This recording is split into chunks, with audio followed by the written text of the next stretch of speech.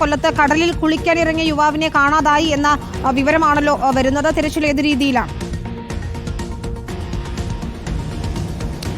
വിനീത, ഇന്ന് 4 മണിക്കാണ് കൊല്ലം തങ്കശ്ശേരിക്ക് അടുത്തുള്ള സ്ഥലത്ത് മൂതാക്കര സ്വദേശിയായ ലാകേഷും കൂട്ടുകാരുമൊത്ത് കുളിക്കാനിറങ്ങിയത്. എൻ്റെ പിന്നിൽ കാണുന്ന ഈ ഭാഗത്താണ് ഇന്ന് ലാകേഷും കൂട്ടുകാരും വൈകുന്നേരം 4 മണിയോടുകൂടെ കുളിക്കാനിറങ്ങിയത്. അതിനു മുമ്പ് തന്നെ ഇവിടുത്തെ ഉയർന്ന തിരമാലയ്ക്കും അതോടൊപ്പം തന്നെ ശക്തമായ കാറ്റിനും സാധ്യതയുണ്ട് എന്നുള്ള മുന്നറിയിപ്പടക്കം നൽകുകയും ചെയ്തു. നമുക്ക് കാണാം, ഇപ്പോൾ മത്സ്യത്തൊഴിലാളികളും കോസ്റ്റ് ഗാർഡും ലാകേഷിന് വേണ്ടിയുള്ള തിരച്ചിൽ നടത്തുകയാണ്. 4 മണിയോട് കൂടെയാണ് ലാകേഷിനെ ഈ പ്രദേശത്ത് നിന്ന് കാണാതാകുകയും ചെയ്തത്.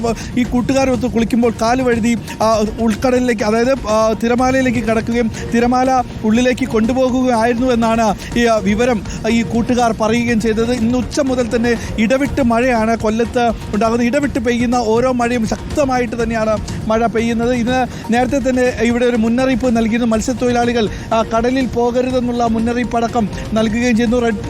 ഈ പ്രദേശത്ത് ശക്തമായ ഉയർന്ന തിരമാല, നമുക്കിപ്പം ദൃശ്യങ്ങളിൽ കാണാം, മത്സ്യത്തൊഴിലാളികൾ തിരച്ചിൽ നടത്തുകയാണ്. ലാകേഷിന് വേണ്ടിയുള്ള തിരച്ചിലുകളാണ് ഇവിടെ നടത്തുകയും ചെയ്തത്. ചേട്ടാ, ഇത് എപ്പോഴായിരുന്നു സംഭവപ്പെടുന്നത്? 4 മണിയോട് കൂടിയായിരുന്നു സംഭവം ഉണ്ടായത് എന്നാണ്. ഇവിടെ കൂടുതൽ ആളുകൾ ഈ പ്രദേശത്തേക്ക് എത്തുകയും ചെയ്തിട്ടുണ്ട്. ഓക്കെ, എന്തായാലും ലാകേഷിന് വേണ്ടിയുള്ള തിരച്ചിലുകൾ നടത്തുകയാണ്.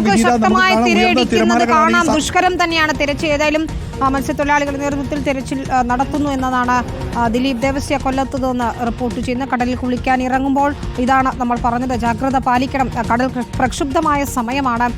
തിരമാലകളിൽ ഇറങ്ങുമ്പോഴൊക്കെ അത് സൂക്ഷിച്ചു വേണം. കഴിയുന്നതും അത്തരം ബീച്ചുകളിൽ പോകുന്നവർ തിരയിലേക്ക് ഇറങ്ങാതിരിക്കുക എന്നാണ്.